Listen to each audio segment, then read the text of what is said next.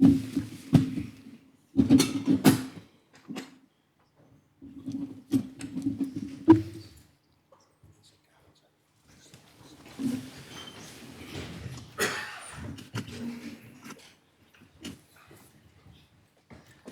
Deputy Rob Ward. Actually, sir, I was just proposing the adjournment before we went Oh, off. I better not do it again, though, sir. I We've got to get some hours in, sir. thought At least we know his you were priorities keen now. to speak. Deputy Morell, do you want to speak? Your light went on briefly. Does anyone want to speak? Or shall I close the debate? I'll speak. Deputy Rob Ward. So what I would like to do, the speech I'd like to make actually was I would actually like to repeat a lot of the speech delivered by Deputy Feltham, because there are a number of members who weren't in the chamber, and I think if we are going to have meaningful debates in this assembly, you need to listen to those arguments, because they were very, very pertinent arguments. And what we'll get again, I think, sir, is the same old reply as to why we can't do this with the 2-1E system. Ironically, sir, at the same time when we can say, well, actually, we can give a tax break for 1% to the wealthiest on the island, and we're saying, don't do that. Let's review it and let's see the actual value. Let's have the data, the value of that to the island. Let's have genuine data. And at the same time, sir, we've got teaching professionals stood outside because they're unhappy with pay, workload and conditions. And that is not passed me by this lunchtime. So I have to go and speak to people out there, and we spoke to many of the very unhappy staff that are out there, and come back and then debate whether or not we give a tax break to those who are way wealthier than the people who are out there. And that to me, sir, is an issue. In terms of what was said in Deputy Feltham's speech, I would like the ministers who are asked to answer those questions to answer those particular issues, and I'm sure Deputy Feltham will repeat them, or I hope ministers know what they were, because they are the key issues around this. And the proposition itself, sir, just let me get it up on screen. That's the only problem with IT here. It's quite slow today. First of all, it's to suspend the 2-1E system now until we actually find out the effects on our society. Because we cannot anecdotal evidence that says, oh, they bring money into the island, they bring business into the island, and they don't have any effect on property prices. Okay, actually, wealthy people coming into the island, okay, it's fine. We need all sorts of people to come to the island in order to sustain our economy. We need to train our own. We need to make sure that people who are here have got a pathway of staying. And many of our young people haven't. But they're not getting tax breaks to stay. They're getting the opposite. In fact, some of the suggestions being made that they may even be asked to pay back their student grants. That's not going to encourage young people to stay here. And it compounds unfairness. And that's what I'm not happy to do, and I'm not happy to see happen. And then the second one is the last part. This is the really important part of this proposition as well. To request the Council of Ministers to undertake a full and comprehensive cost-benefit review of high-value residence scheme to be presented as a report by the 1st of November 2023. Cost analysis scheme. That should be happening anyway with any system that we have that we claim adds value to this island. Because if it doesn't, then we need to rethink it. From a purely neutral point of view, why would you carry on with a scheme that does not add value to our society? It doesn't make sense. It's not constructive, it's not useful, and actually, if we find it could be having a negative effect on house prices.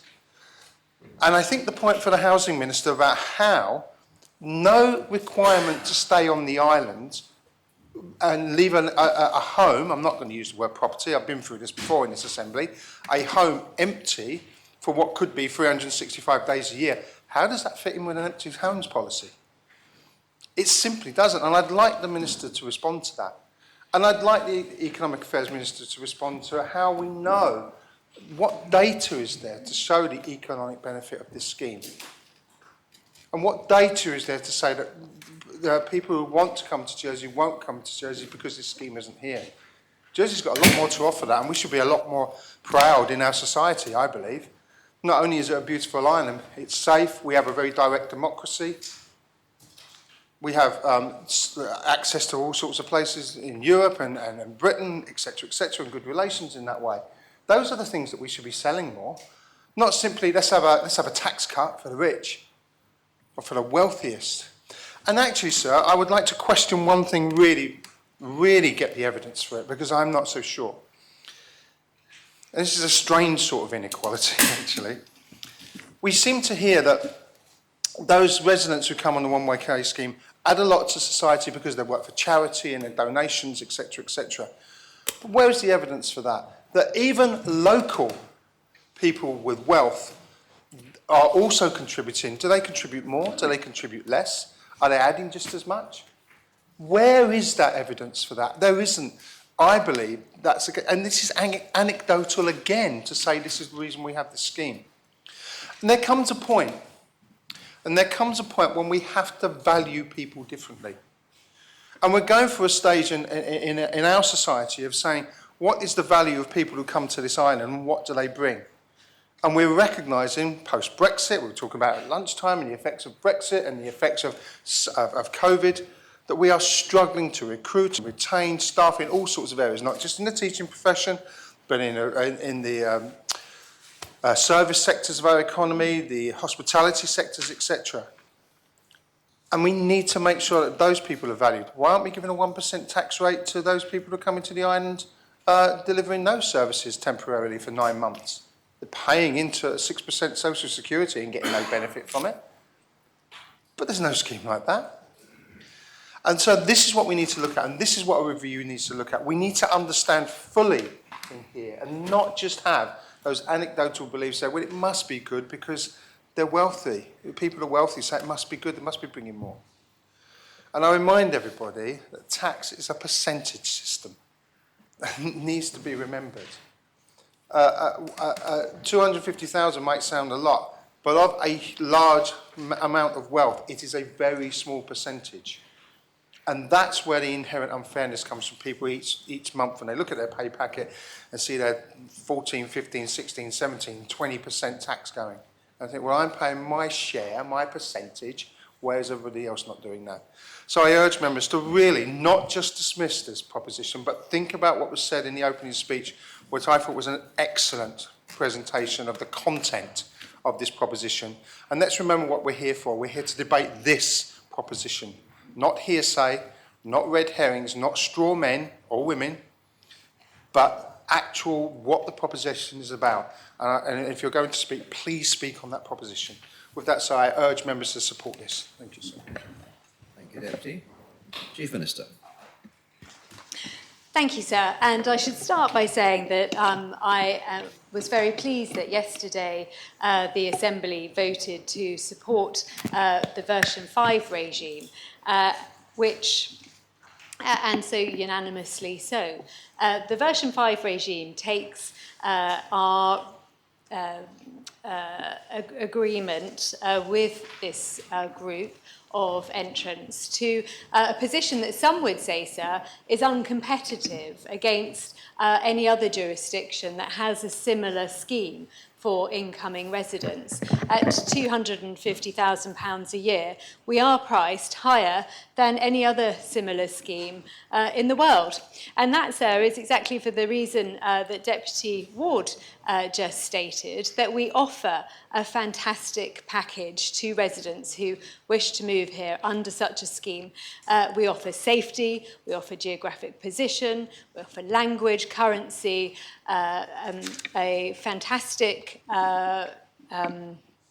economy that provides a high level of good quality professional services to support those people in any business endeavours that they might do whilst in the country and in the island.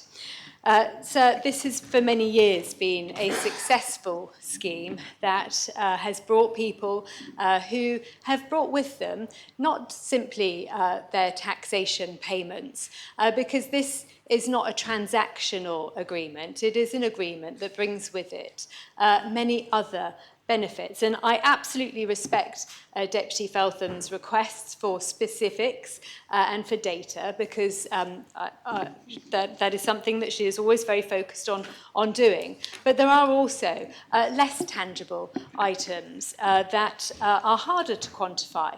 But I can try to give the Deputy some insight into some of those, but also I would ask her and others to give consideration to the intangibles, to the philanthropic giving that we know is so prevalent in the island, to the measures such as the extension of Millbrook Park that wouldn't have occurred if it wasn't for the generosity of an individual who came here under this scheme and decided to make that contribution for the public's benefit.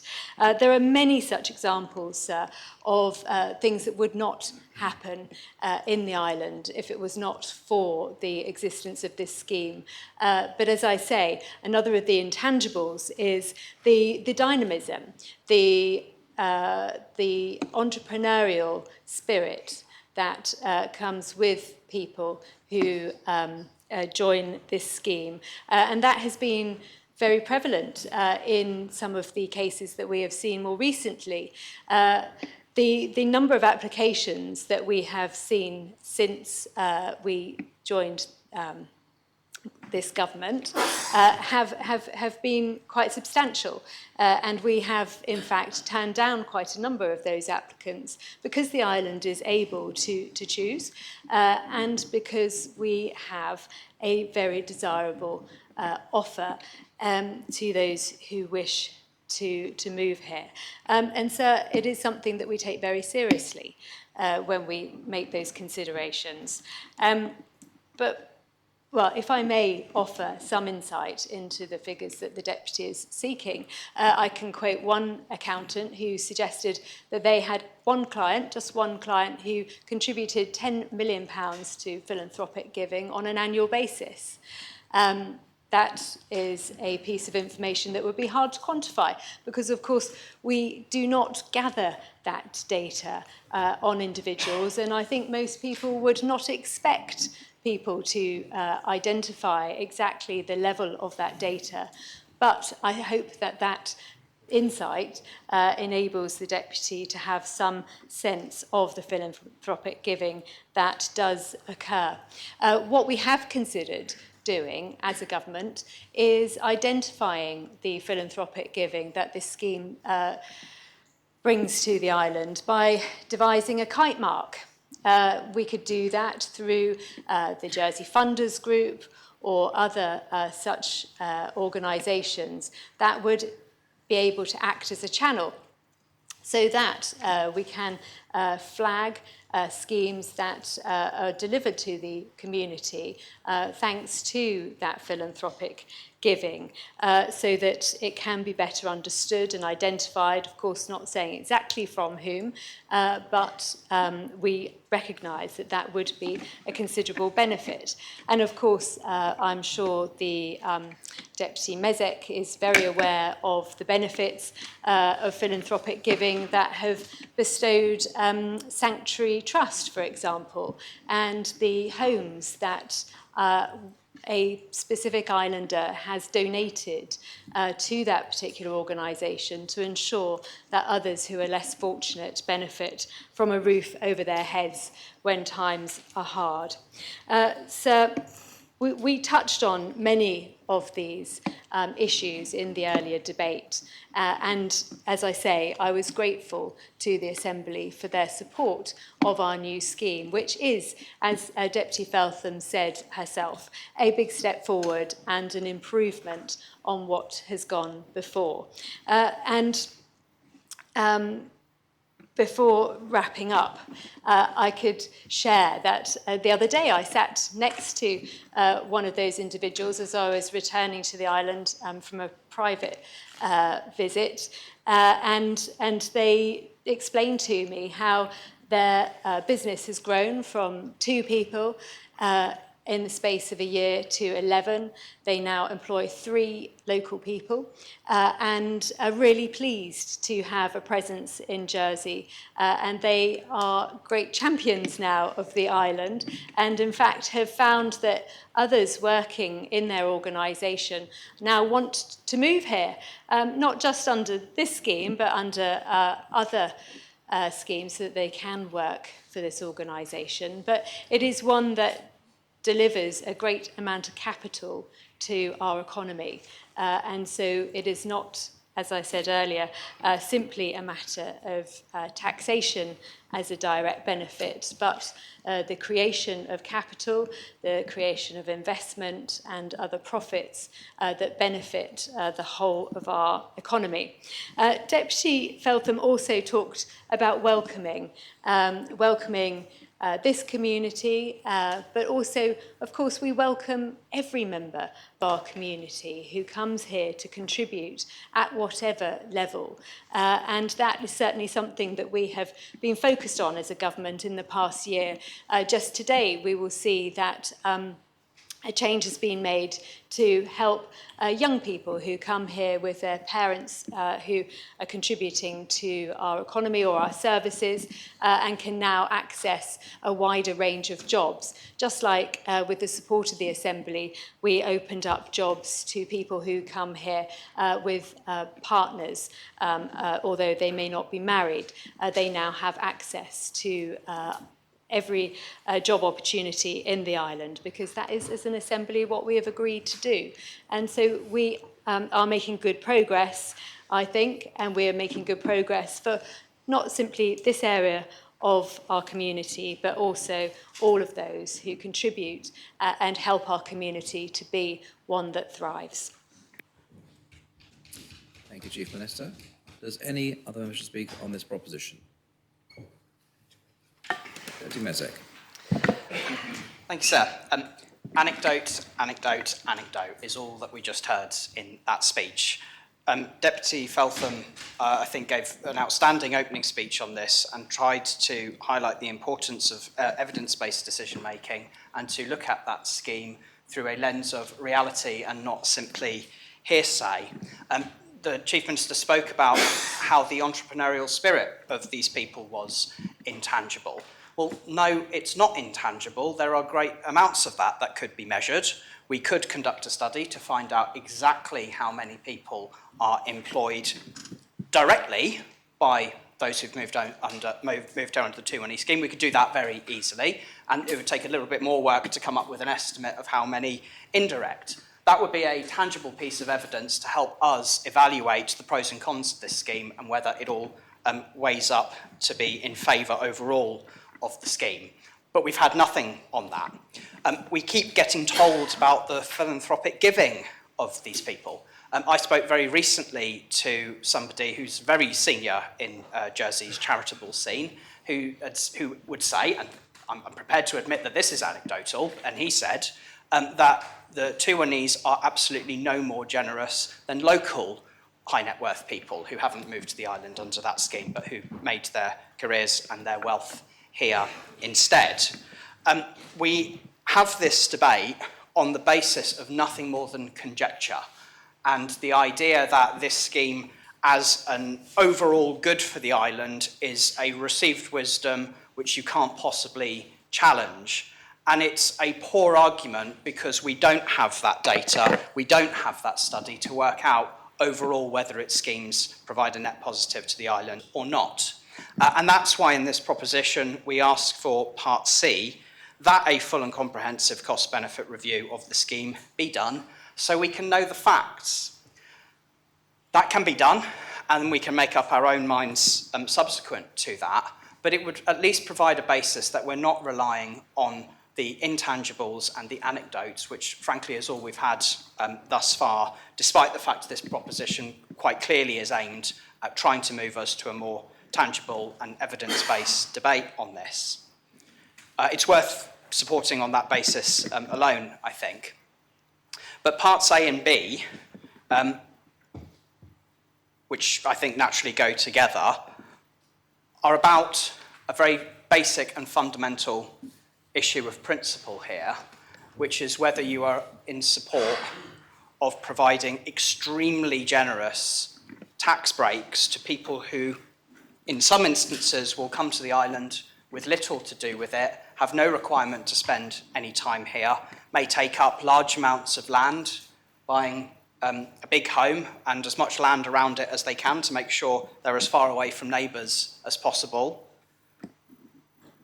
or whether you believe in an equal tax system where, okay, you still have a route in for the island if you think that there's a benefit to be had by bringing an ambitious entrepreneur to the island who has a high net worth. But you say the basis upon which you come to Jersey is equal to that of the basis of everybody else who comes here. So I had to say I found it galling reading the comments to this proposition, the very first sentence of it, which refers to social inclusion, and then has the nerve to say that this proposition runs counter to this aim. It runs counter to this aim to say that people should be taxed on an equal basis. How utterly absurd it is to suggest that Deputy Feltham's proposition, which aims for people to be treated equally, is somehow not inclusive and divisive. We clearly have different views on what the term social inclusion means. This is about getting rid of exemptions and treating people equally. You don't need to be a political radical to think that treating people equally in the tax system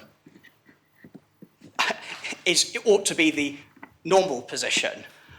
And providing for exemptions is clearly one where a case has to be made, and no case has been made, and we keep getting references to the intangible and the unevidenced.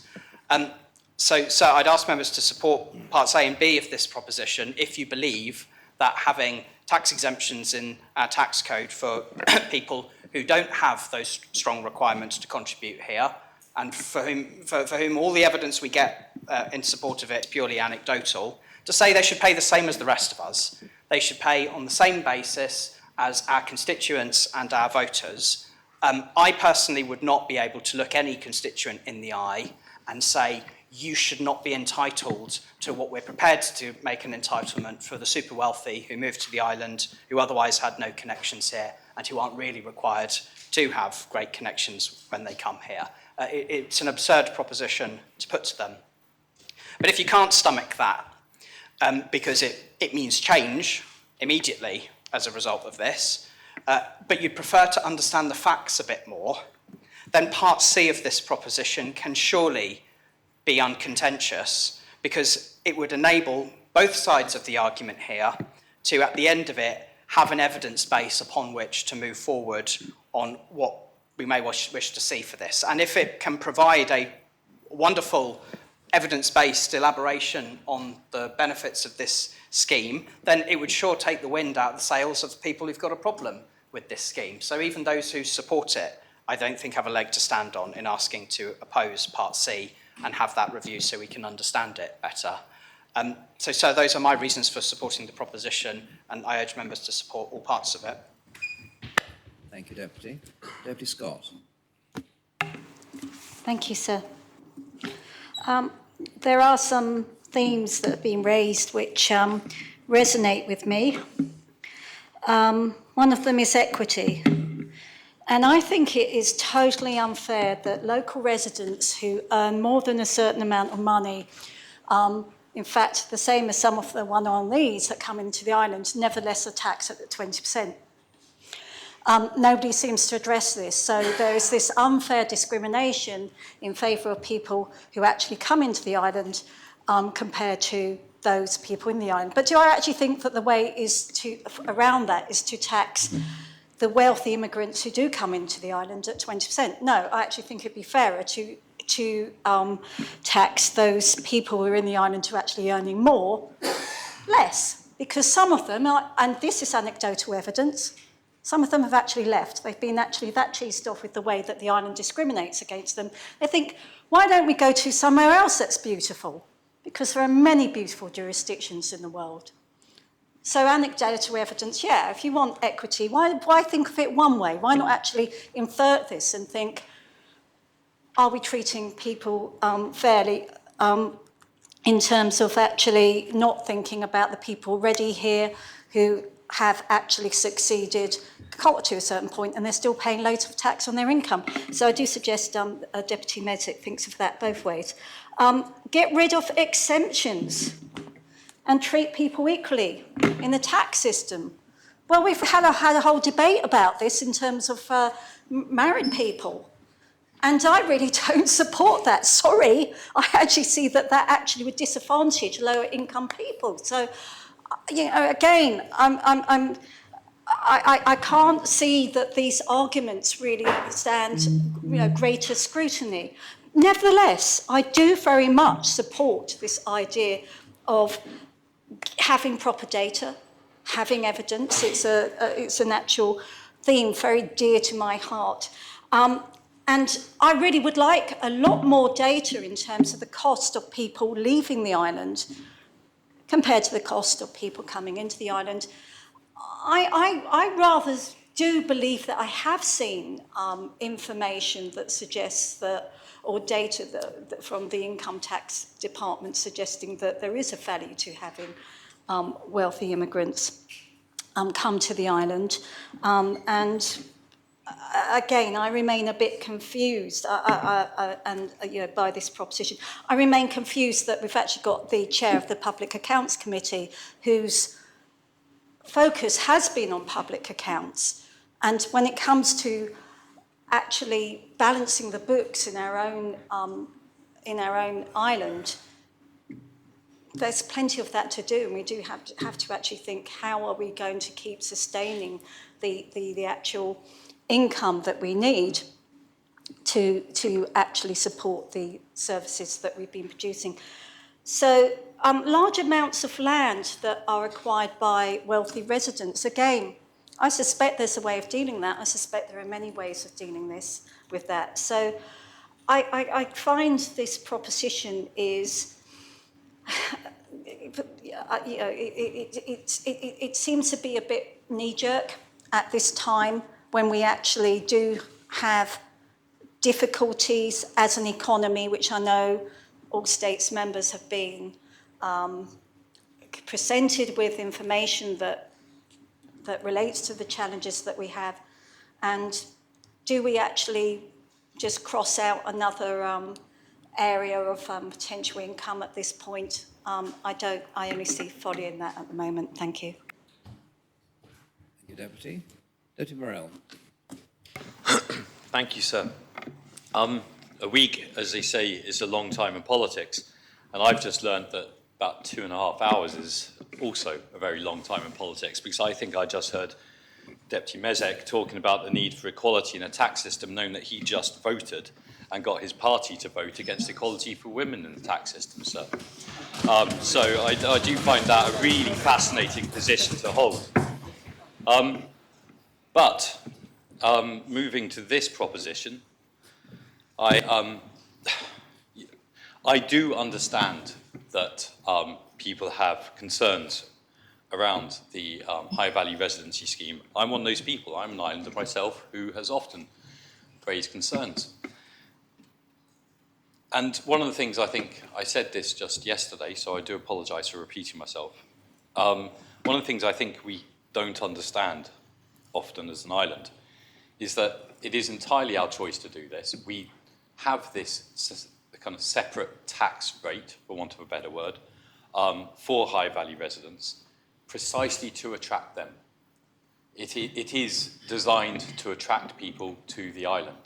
Without that system, they are less likely to want to come to the island because, as Deputy Scott said yesterday, pretty much all other jurisdictions have such a tax, kind of leading tax system for high-value residents to attract them to their jurisdiction so that they can become taxpayers in their jurisdiction and bring not just their tax, but bring businesses, bring investment, bring contacts.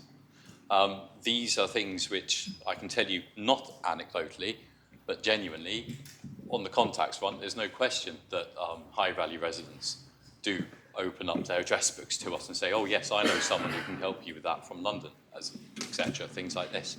So there's no question that there is benefit there, because it's not just us who do this, it's pretty much every other jurisdiction in the world. So, but there is value, I completely understand, in saying, is it right? Is it the right thing to do? We can keep asking that. I have fallen down on the side of, yes, I do believe it is the right thing to do. I do believe that Jersey benefits hugely from having high-value residents come here.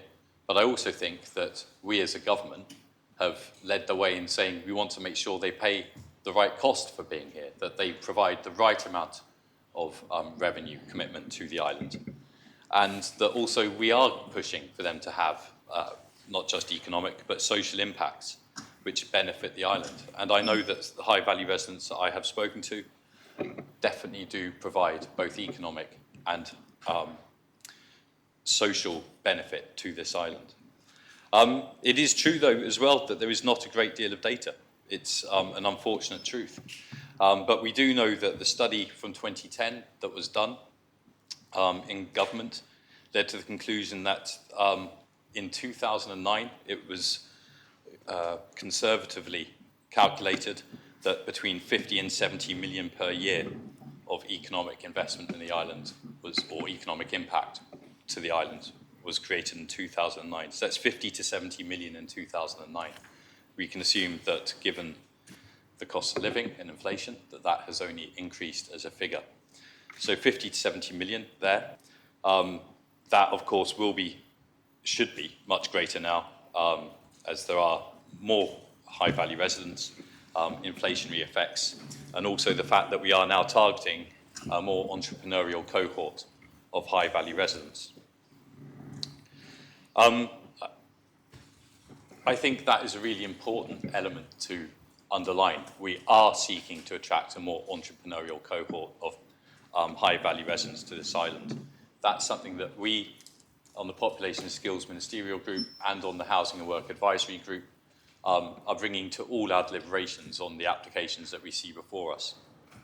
We want to see people who will be getting involved in the island and bringing business and social benefit, there's no question. We know that in the last 3 years, there's been significant individual activity from people bringing their business, high-value residents bringing their businesses to the island. We've seen this particularly in financial services, around new funds and private offices. But we've also seen high-value residents engaging with digital startups, fintech, fitness businesses, sports clubs, and also the medicinal cannabis industry as well. They have all attracted investment from high-value residents who are relatively new to the island. That's really important. I was speaking just a couple of weeks ago to one who's brought 2 businesses to the island and employs 7 people here. He also employs people in London and Dublin, so he could have stayed in London and Dublin, but he chose to come to Jersey and set up business in Jersey. We've also seen significant contributions to the appeals that we make. Again, difficult to get an exact figure on it, but we know that 7-figure contributions have been made to the Ukraine appeal, our pandemic response appeal, and also we've seen the gift of Milbrook Playing Fields, which was donated by a high-value resident to the island. And we've seen £120,000 donated towards a joint project with education to bridge the digital divide in primary and secondary schools. So I think it is wrong for us to say that nothing is happening. I think we have to move from that position. People who move to this island as high-value residents genuinely are engaging. They are bringing economic benefit. Do I think we should be kind of collecting that data a bit more solidly? Yes, I do. And to that end, as you'll see in the comments paper, government will undertake certain reviews. We can do a broad-based review, or we can do more specific reviews looking at particularly the housing market or the charitable sector, things like this. I think the point there is that the main issue with Part C is just not trying to create more uncertainty in the system. Part C in itself, broadcasting that to the rest of the world, I know, having spoken to people, particularly tax advisors who work with their clients when they come to the island, that Jersey is being seen as very uncertain, and that I would really be unhappy from an economic perspective to see grow into a sense that there's instability in the island. Referring to the debate we've just had, we saw there how one decision of the States Assembly in the last Assembly, almost unanimous decision, was almost overturned here in this Assembly with regards to our tax system. That creates real uncertainty and gives a picture of Jersey not being the stable place that it is. I think stability is something that we as islanders find hard to understand how important that is as part of the bedrock for what Jersey offers the rest of the world. Being stable is something in a world of volatility and change. Being stable is a really unique quality. And I think we do need to understand that, and that goes the same for here. So my main thing against going, well, I've got two actual arguments against Part C in this. One is not to project that instability, that sense of instability, but we as the government will undertake various reviews. I can say that. The other side of it is just the wording of that part of the proposition, where it talks about a cost-benefit analysis. I could actually give you a cost-benefit analysis now. I believe that we spend £50,000 a year with Locate Jersey in terms of money through the government plan. We also obviously provide one person's salary, who is kind of the aftercare service for high-value residents. So that £50,000 plus one salary is the amount that we as government spend on the high-value residency regime. One tax return of a minimum today of £170,000 pays for all of that. So your cost-benefit analysis is done in that sense. What I'm trying to get at here is that the wording of that part of the proposition, where it just refers to a cost-benefit analysis, in my view, is too wide and woolly to be properly understood. Because you either start with saying, well, the government spends £100-something thousand a year on this scheme, it receives many millions of pounds in tax returns, so the cost-benefit analysis is really simple, it's a massive benefit. Or you can go to the other end of the scale, where you're trying to capture every single cost. And that could be the opportunity cost of a high-value resident buying that house instead of me buying that house. Well, that cost me as an islander. Do we want to go and try and bring that in there as well? So I think it's really, Part C, I think, is a really poorly worded part of the proposition, where it is not clear at all what it is asking for. It just talks about a cost-benefit analysis. That in it doesn't actually ask of what. Because if it is, well, it says of the high-value residency scheme. If it is that, then I've just given it to you. It costs us £100-something thousand. We get many millions of pounds in returns. So the cost-benefit analysis in that respect is completely clear. Massive benefit, very little cost. Thank you, sir. Thank you, Deputy. Does any other person speak on this proposition? Yes, Deputy Ward. Thank you, sir. And really, I'm not going to engage in the debate too much, as really answer Deputy Feltham's challenges in her opening speech. The first one is around homes and the impact on the price of homes in Jersey and what impact these individuals will have. Now, the number, I'm just checking the detail here, we've got 264 homes have been purchased over 19 years. And the average price has been 3.9 million. Now, in that 264 figure, some of that is about people changing the size of their home, maybe from an apartment to a home. It could be the other way around, downsizing as well. It also includes individuals who are high net worth individuals who are maybe developing other properties, which they then are for the benefit of local islanders. So that will be included in that number of 264. I cannot, and we're talking a lot about data around here, give an exact breakdown of that, but I'm assured that those numbers are included. In terms of the pricing of homes, one of the objectives is to move the price of homes away from the local market, to try and separate and differentiate. And you'll have seen that the numbers have gone from an apartment being 950,000 as a minimum purchase level to 1.75 million, and homes from 1.75 to 3.5 million. So we're endeavouring to manoeuvre this part of the market out of the local market. There obviously will still be locals who will be able to afford these prices, but the endeavour is to move this into a section, in an area of the market which doesn't have an impact on the local housing market. The other point around about space and size, obviously the Chief Minister has brought in this limiting developments over 3,000 square metres, so we've made that's a 100-day action plan to restrict that.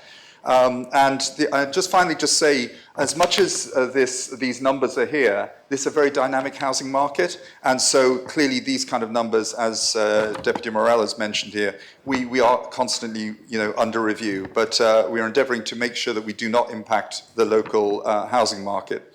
In terms of the vacant homes side of things, I'd like to hear Deputy Feltham's evidence that there are all these 2-1Es who are living on the island for 1 day a year, because clearly we'd like to hear some evidence on that fact.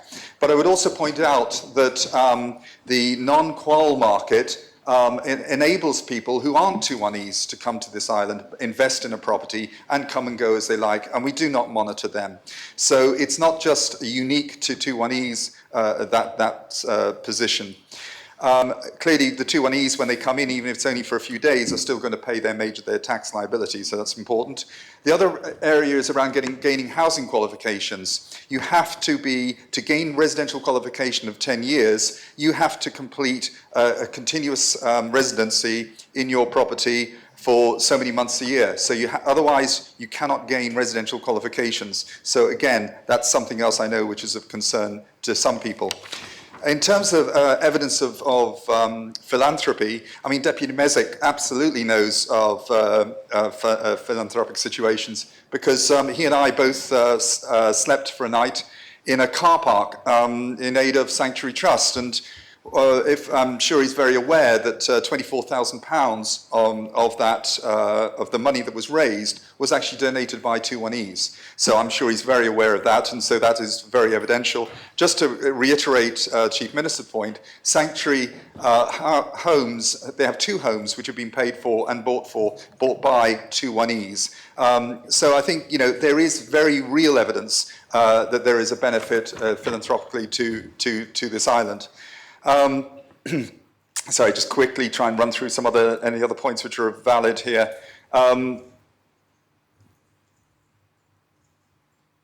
So I think hopefully that covers most of what Deputy Feltham was concerned about. But and I'm sure she'll correct me if I've missed anything out. Thank you, sir. Thank you, Deputy. Deputy Howell. Thank you, sir. I just wanted to add to this debate. Fairly recently, a young friend who's a senior civil servant over here said, Andy, a really important thing you need to do is keep the stability of Jersey. I think we shouldn't be sending out a message that we're not open for business to ask people to come in. I do know, to say to Deputy Morell's point, that I do know of people who have given very generously to this island and continue to do so. I don't think they would want to be a kite mark. I think they just do it under the radar, but I know very well that someone has contributed a great deal for the digital primary school projects. I know people who help family nursing and all our charities. And I think we have to be very careful not to cut off our noses despite our faces. And I think we have to have real evidence. And I think we should just carry on as we are, because that's what I have been asked to do by very many people. Thank you. Thank you, Deputy. Does any other speak on this proposition? I call upon Deputy Feltham to reply. Thank you, sir. In all honesty, I don't know where to go with that, because none of the questions I asked of ministers were actually answered, which rather proves my case for Part C of the proposition. What we heard there was anecdote, anecdote, anecdote, and more anecdote. I see the Housing Minister laughing. I actually think it's a pretty serious situation that we are in. When we've got we're in a housing crisis, and we've got plenty of local families looking for affordable homes to buy. We've potentially got welcoming in people, 15 a year, that could be purchasing rather large properties that could be used for other purposes. And I'm quite disappointed, actually, not to hear back from government any kind of creative thinking. So when I addressed ministers with the questions I addressed them with, they were specifically items that hadn't been addressed within the comments paper. And all I got back from ministers was a rerun of the comments paper. Now, I asked these questions before lunchtime, people had an hour and a half to go off and do their research. So, to be quite honest, I'm quite disappointed just to get a rerun of the comments paper and not a response back to the questions that I asked. I see, I'll go through some of the comments that were made. Deputy Ward, he was as frustrated with the arguments being made as Deputy Ward, I'm referring to, yes. He was as frustrated with the arguments being made in the comments paper as myself. Followed by the Chief Minister, who talked about us being uncompetitive within that market. It's quite a small market. What we're talking about here is, I think, 15 people coming over a year. And right now, we're uncompetitive in the market for essential workers. That's the market that I want us to focus on being competitive on. That's the market that we need to be focusing on. And those are the people that could potentially be living in affordable housing on those very pieces of land that are currently being bought up by those 15 people a year. And let's not forget that, as we found yesterday, those people don't actually need to live on islands. So I was really disappointed that the Housing Minister didn't address my point on his empty homes plan, because what we are proposing and what we are promoting here is a scheme that encourages very large empty properties and unused land for vast portions of the year on island. The Chief Minister talked about the intangible benefits. I actually think that she wasn't talking about intangible things that can't be measured. She was talking about tangible things that can be measured. So philanthropic giving can be measured in the type of review that I'm proposing. I think the Millbrook Park example that was talked about by two ministers is an interesting one, because of course Millbrook Park was given to the government with certain caveats. My understanding is, and from the research I did, I think it was, I can't remember if it was 700,000 or 900,000 the person bought to buy it, paid to buy it. Had, of course, the government bought it itself, those caveats wouldn't have existed, and the government could use it for whichever purpose it saw fit for the most benefit for the community of the island. So there are weaknesses to philanthropic giving sometimes, because actually when you're gifted something, it can bind you in the purpose and the use that you can use those things for. The Chief Minister continued with more anecdote about an accountant she spoke to and a business owner on a flight. I think a proper and full and comprehensive review would be able to substantiate that with some evidence, if indeed that is correct. Thank you to Deputy Mezek for sharing my principles in a fair and wanting a fair tax system, and one that is not regressive. He again, I think, was rather frustrated by the amount of anecdote that we keep on hearing. And that is exactly what Part C of this proposition is trying to prevent. It's trying to give us a sound basis upon which to make good decisions on into the future. Deputy Scott, who talked about themes, I'm glad that she shares my principle of equity and doesn't like unfair discrimination. She obviously has a different solution to Part A than I. I would question Deputy Scott as to why she didn't seek to bring an amendment to this proposition, which of course she could have done, but that amendment would have been to reduce the tax for the most wealthy individuals on the island. And I can't imagine how that would go down with the public. But she does support the need for data and evidence. She also talked about this being a knee-jerk proposition. Well, if she's read the Reform Jersey Manifesto, she'll know that actually we have a very strong-held and long-held position on this particular point. Deputy Morell didn't answer the question I asked him. I don't think he has taken that burden of evidence to show us what the economic impact is. And he said that the proposition was rather woolly, I think were his terms, in asking for a cost-benefit analysis. If he read the report, he would have seen an excerpt from P2, 1974, which talked about the type of cost and benefit analysis that the government of the day did then, which included the effect of superior purchasing power on the take-up of housing and building resources, reflected both directly and indirectly in house prices, the demands placed on the labour market, the demands placed by ancillary domestic staff on education and medical services, and the effect on the use and price of agricultural land. If they could come up with a terms of reference for a decent cost-benefit analysis in 1974, I'm sure that this government could come up with a decent terms of reference for a cost-benefit analysis in 2023. Further, I note a paper that was written by Colin Powell, who I know is well regarded by many members of this Assembly. And in that it states future policy regarding 11K consents should be determined by having regard to the costs, benefits of those making application currently. So there we go.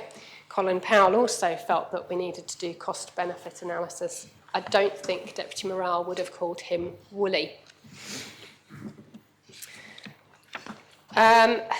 So there was also talk about the uncertainty this might bring to the people who might want to take up this opportunity and this offer. For me, I'm balancing the uncertainty for that small number of very privileged people who quite rightly want to come and live in our beautiful island, or I hope they want to come and live and not just buy up a house and maybe fly in on a private jet and then fly off again. But that level of uncertainty, we're not changing anything for anybody already here. So it's not about people who have already signed up to 21E status. This is about new applicants. We're not changing anything in their life. Now, if their biggest uncertainty in their life is where they might choose to live for a tax break, I think they might need to speak to some of my constituents in St Helier Central. What I'm trying to deal with right now is the uncertainties for my constituents and whether or not this particular scheme is of benefit to my constituents. And right now, I have to question that. And ministers, in their response to my proposition and in their speeches today, have absolutely not given me confidence that they have given due care and attention in, I can't even call it a review, what's been presented to us, in their desktop research. I'll call it that to be polite. So I really do think we need to do some well thought out research into that. And Deputy Howell also talked about the stability of Jersey. Again, this isn't about making things unstable. This isn't about being unwelcoming, as I think it was Deputy Mezek who said, these people are very welcome to come during the time that the scheme would be shut. They could come on the same terms as the rest of us, the same terms as everybody else. It's not a closed door. So back to the ministers who didn't answer my questions. If I can find my notes. We've got the Minister for Environment, who didn't answer the questions on the impact of land use.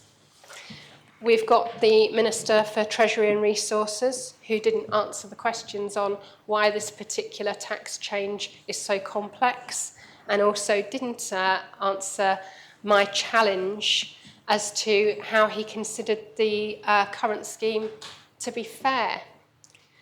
So what am I left with?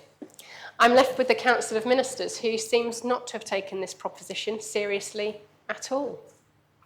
I hope that other members will take this proposition seriously, and I hope that they will support all parts, but if they can't support part A and B, I do hope they support part C so that we can be better informed in debates like this in the future. Sir, I call for the appel. Thank you, Deputy. So to be clear, you invite the Assembly to consider A and B together and then C, is that right? Take A and B separately. So A, B and C separately. Yes, of course. So the appel is being called for. Members are invited to return to their seats. And the first vote will be on paragraph A of the proposition. I invite the greffier to open the voting. Oh, Deputy Tom Binney, you've got a question? Sir, just seeking a point of clarification, as I believe that both Deputy Roseburn and myself may be conflicted insofar as we own an apartment block that we rent to T1Es. So would that oblige us to step out of the voting, sir? Consider standing order.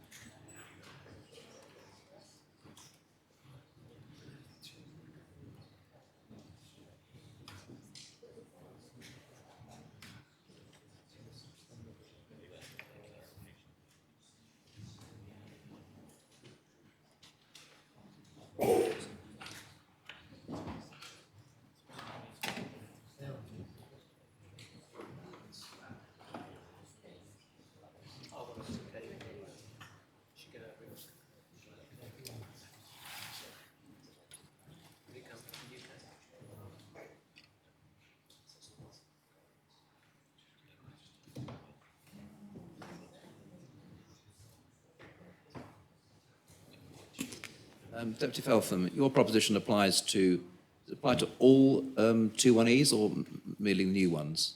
It would be the new ones because the tax, my understanding is that Sorry, sir. The new ones, because my understanding is that the tax agreements and arrangements with people already here can't be changed. Everything has been retrospective in the past.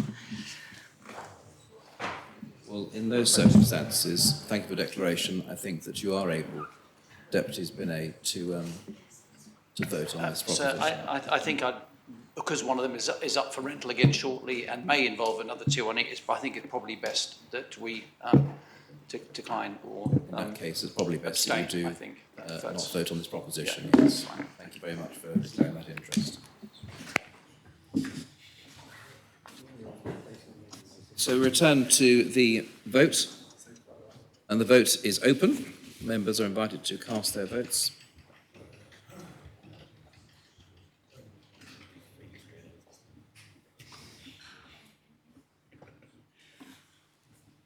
If all members have had the opportunity of casting their votes,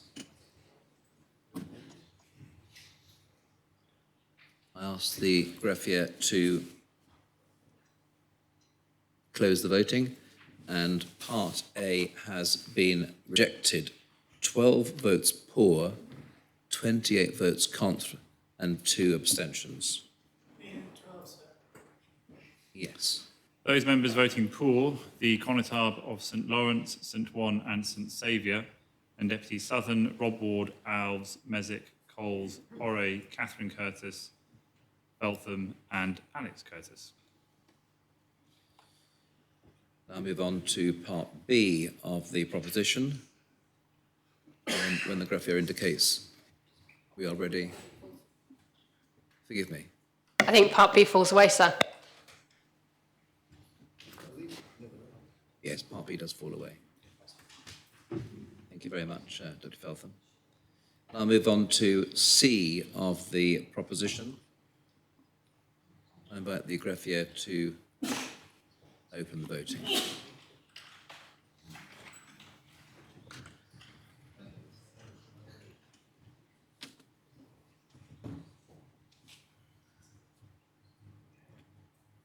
All members have had the opportunity for casting their votes. And I ask the greffier to close the voting. And I can announce that Part C has narrowly been rejected. 19 votes pour, 21 votes contra, and 2 abstentions.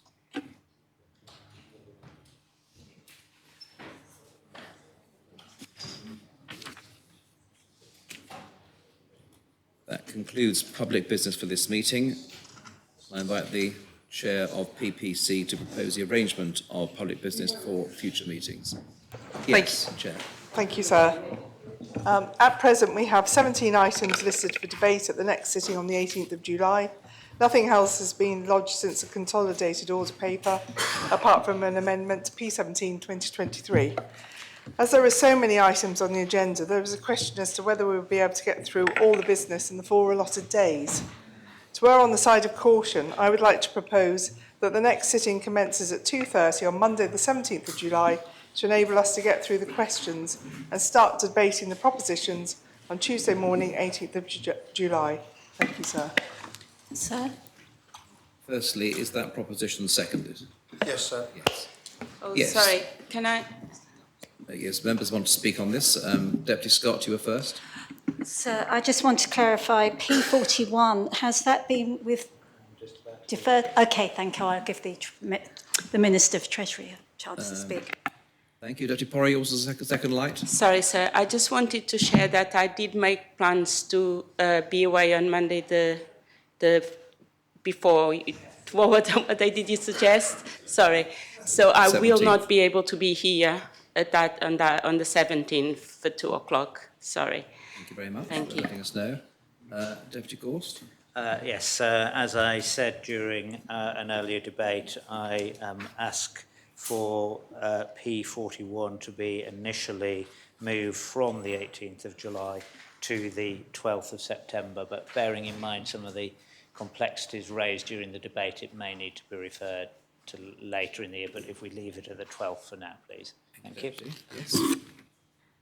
Does any other member speak on the proposition that the Assembly is adjourned until 2:30 p.m. on Monday, the 17th of July?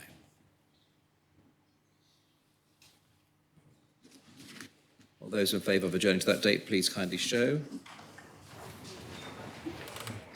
Thank you very much. So that proposition is adopted.